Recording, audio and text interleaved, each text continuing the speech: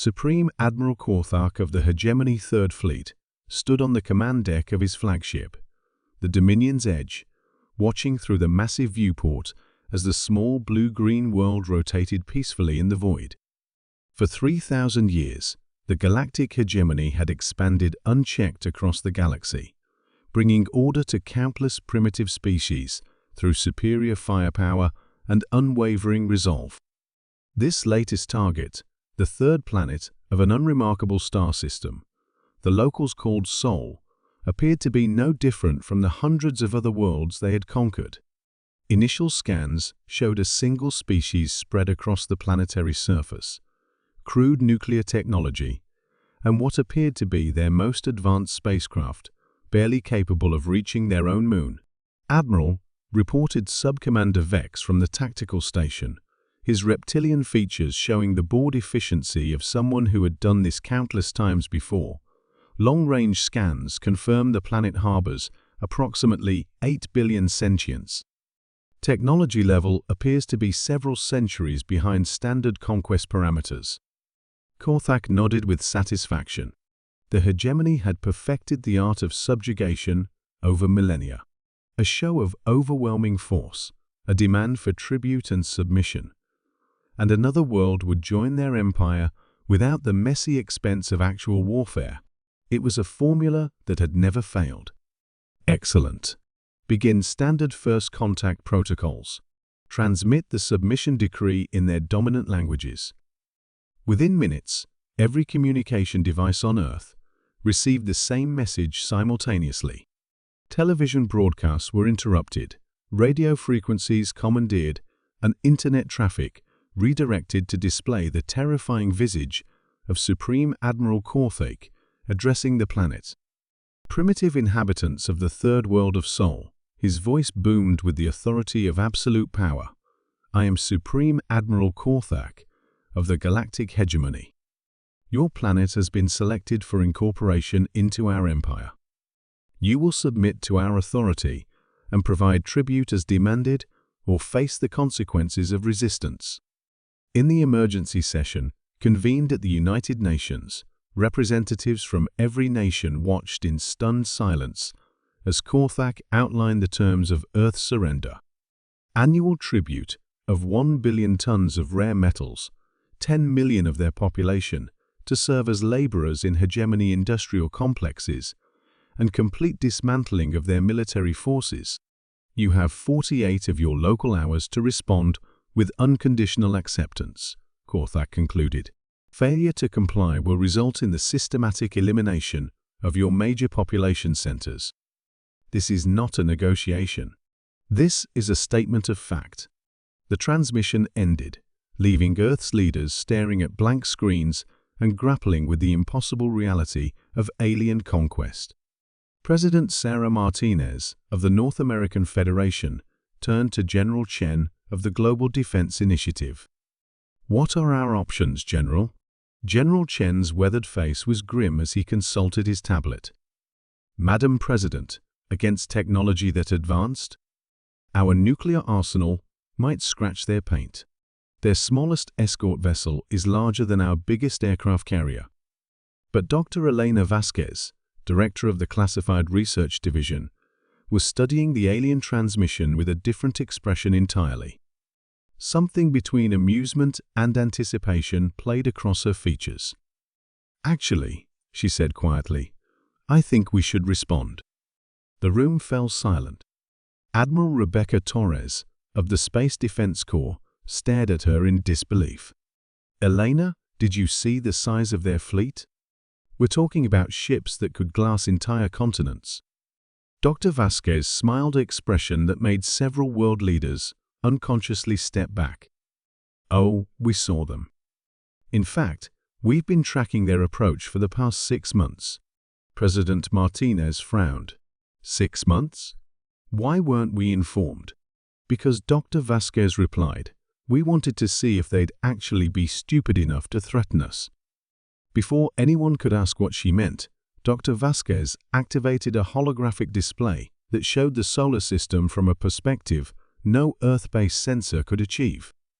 Scattered throughout the asteroid belt, hidden on the dark sides of moons, and cloaked in the shadow of gas giants, were structures that defied every assumption about human technological capability. "Ladies and gentlemen," Dr. Vasquez announced, "allow me to introduce you to humanity's actual space fleet." The display zoomed in on what appeared to be a standard asteroid, which suddenly unfolded like a mechanical flower to reveal a weapons platform the size of Manhattan. Similar transformations occurred throughout the system as camouflaged installations revealed themselves shipyards that had been operating in secret for decades, defense platforms that made the alien vessels look like toys, and most shocking of all, a fleet of human warships that moved with precision and power that spoke of technology far beyond anything the public had ever imagined. General Chen's tablet slipped from his nerveless fingers. "What, in God's name?" "Project Lazarus," Dr. Vasquez explained matter-of-factly, "initiated 70 years ago when our deep space monitoring stations detected the first signs of galactic civilization. We've had 7 decades to prepare for this exact scenario." President Martinez found her voice, though it came out as barely a whisper. "How? How did we develop technology like this without anyone knowing?" "Compartmentalization is a beautiful thing," Dr. Vasquez replied. "The Manhattan Project employed over 130,000 people, and most of them had no idea what they were really building. Imagine what you can accomplish with modern security protocols and unlimited black budget funding." On the main display, the true scope of humanity's hidden preparations became clear. The asteroid belt itself had been weaponized with gravity manipulators that could turn chunks of rock into relativistic projectiles. Saturn's rings contained automated factories that had been mass-producing combat drones for decades. Even Earth's moon housed weapon systems that could sterilize entire fleets. Admiral Torres was staring at the display in shock. The energy requirements alone. Where did the power come from? Fusion reactors hidden in deep ocean trenches, solar collectors disguised as commercial satellites, and Dr. Vasquez paused dramatically. 3 small artificial black holes we've been feeding mass for the past 40 years.